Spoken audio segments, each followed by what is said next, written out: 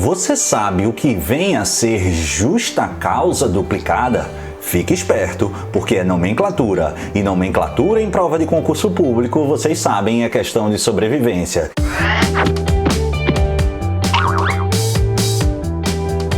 Sejam muito bem-vindos aqui ao meu canal, sou o professor Pedro Coelho e no vídeo de hoje eu vou tratar sobre esse tema, que permite-nos justamente travar um diálogo com o direito processual penal e, claro, com a legislação penal especial, notadamente a Lei de Lavagem de Capitais, a Lei 9.613. Antes, deixa eu te pedir para deixar um joinha e se não está inscrito aqui no canal, se inscreve, aciona o sininho, porque sempre que eu trouxer conteúdo novo, você vai ser devidamente notificado. Você vai se recordar que a justa causa, conforme nós estudamos em nossos cursos de processo penal, ela foi expressamente delineada no Código de Processo Penal, lá especificamente no artigo 395, a partir da reforma de 2008, com o advento da Lei 11.719. E há uma séria controvérsia no âmbito doutrinário a fim de identificar fundamentalmente a sua natureza jurídica. Para fins de prova de concurso público de caráter preambular e objetivo, você vai registrar no seu material que prevalece a compreensão de que se trata essencialmente de uma condição da ação. Entretanto, presta atenção que mais importante do que anotar e registrar a sua natureza jurídica é entender e assimilar a sua definição. Definição essa que muito pioneiramente fora defendida e trazida à baila para o processo penal pelo professor Afrânio Jardim, da Escola Carioca do Processo Penal. E conforme aponta Afrânio, a justa causa seria, na verdade, um fator de legitimidade do processo penal, porque o processo penal, a ação penal, a propositura e a instauração de uma persecução penal na fase ou na etapa judicial não pode ser decorrência de uma aventura irresponsável e desmedida, até porque, analisando do ponto de vista social e efetivo, muitas vezes apenas o fato de alguém responder a um processo penal, de um processo criminal, alguém figurar como réu, como imputado, já serve de fundo ou de pano de fundo para um julgamento social, familiar. E isso é muito sensível, isso é muito perigoso, isso é muito desgastante. Por isso, não é uma aventura e nem pode ser uma aventura irresponsável. Não dá para dizer, responde a um processo penal e no fim vê se é inocente ou culpado. É claro, o processo vai ser e obedecer à instrução sob o crivo do contraditório, mas para ele ser instaurado, a fim de que se avalie eventual materialidade e autoria delitiva, eu preciso de antemão ter um filtro que confira-nos segurança. Esse filtro é justamente a justa causa. Conforme aponta muito bem o professor Afrânio Jardim, a justa causa, portanto, nada mais seria do que o lastro probatório mínimo, é dizer, é a demonstração de que aquela inicial acusatória ela está lastreada em indícios de autoria ou participação e materialidade delitiva.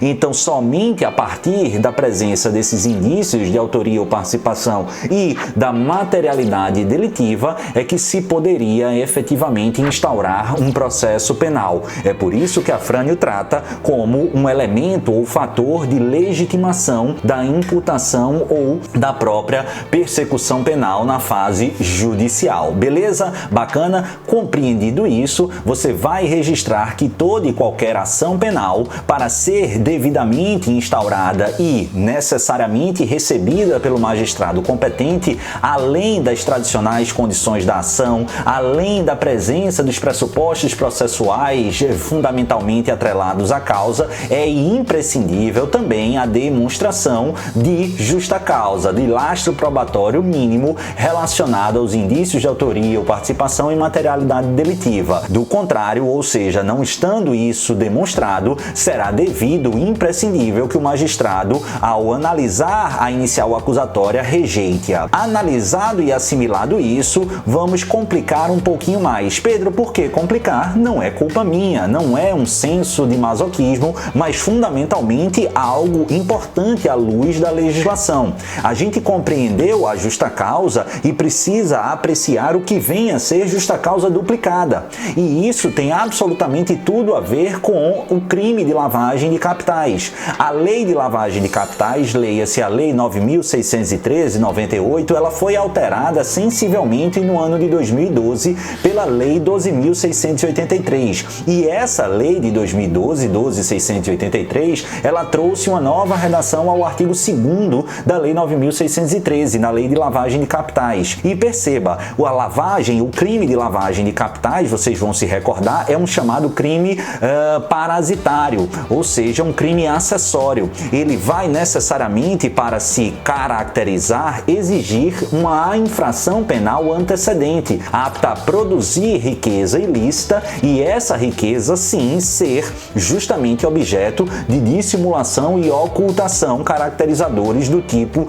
da lavagem de capitais. Mas e aí, o que é que tem a ver esse conceito justamente com a questão relativa à justa causa? Olha, presta atenção que para, como eu disse, toda e qualquer ação é imprescindível demonstrar a justa causa, lastro probatório mínimo relativo a indícios de autoria ou participação em materialidade delitiva. Com a lavagem de capitais não é diferente. Para que eu acuse João de ter lavado, da prática de lavagem de capitais, eu preciso demonstrar lastro probatório mínimo, leia-se indícios de autoria e materialidade, indícios ou participação em materialidade delitiva, em relação ao crime do artigo 1º da Lei 9.613, em relação, portanto, ao crime de lavagem. No entanto, a gente disse que para que haja a caracterização do delito de lavagem, eu preciso de um tipo antecedente, de uma infração antecedente.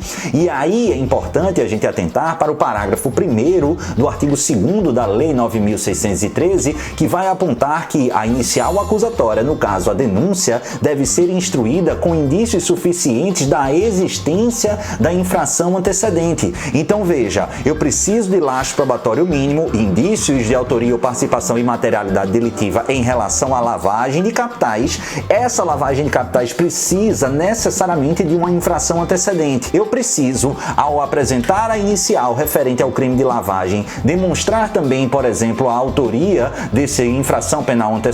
Não. Basta que indiciariamente demonstre-se a existência da infração penal antecedente. Nada se vincula aqui à autoria ou participação. Então é chamado pela doutrina de justa causa duplicada. Por quê? Porque teríamos tradicionalmente a justa causa, como todo e qualquer delito exige, inclusive infrações de menor potencial ofensivo, referentes, no meu exemplo, à lavagem de capitais, mas também elementos indiciários outros, neste caso, referente à infração penal antecedente. Em relação a antecedente, eu não preciso me preocupar com a autoria ou participação indiciária. Basta, concreta e indiciariamente, a demonstração da existência dessa infração penal antecedente. Já em relação à lavagem, aí sim é a justa causa tradicional e completa. Indícios de autoria ou participação e materialidade delitiva. Esse conjunto é conhecido fundamentalmente como justa causa duplicada. E aí, você gostou? Perceba, um simples tema envolve nomenclatura, envolve legislação, envolve leis penais especiais e diálogos do processo penal com outros ramos do direito, mormente da área criminal. E é essa toada, sempre abordando doutrina, legislação, jurisprudência, controvérsias em todos esses campos e elucidando justamente temas que são caros ao seu examinador, que é a ideia na nosso curso de processo penal. Curso esse que entre os dias 10 e 18 de maio está aberto às inscrições. Depois a turma vai fechar. Se você tem interesse, corre, aproveita, o link está aqui na descrição. Garante a sua vaga e vem aprender de vez processo penal comigo. Ah, Pedro, não quero, não posso. Beleza, fica para a próxima, ou se próxima vier. Quando é a próxima turma, sinceramente eu não sei se nesse ano 2022 a gente vai ter uma outra turma. Então se tem interesse, garante. Ah, Pedro, não tenho interesse. Não tem problema, deixa o seu joinha, se inscreve aqui no canal, aciona o sininho, porque aí sempre que eu trouxer conteúdo novo, gratuito, sem maiores custos algum, você vai ser devidamente notificado e aumentar aí o seu arsenal de informações da área criminal. Um beijo no coração de todos, fique com o Papai do Céu e até a próxima. Tchau, pessoal!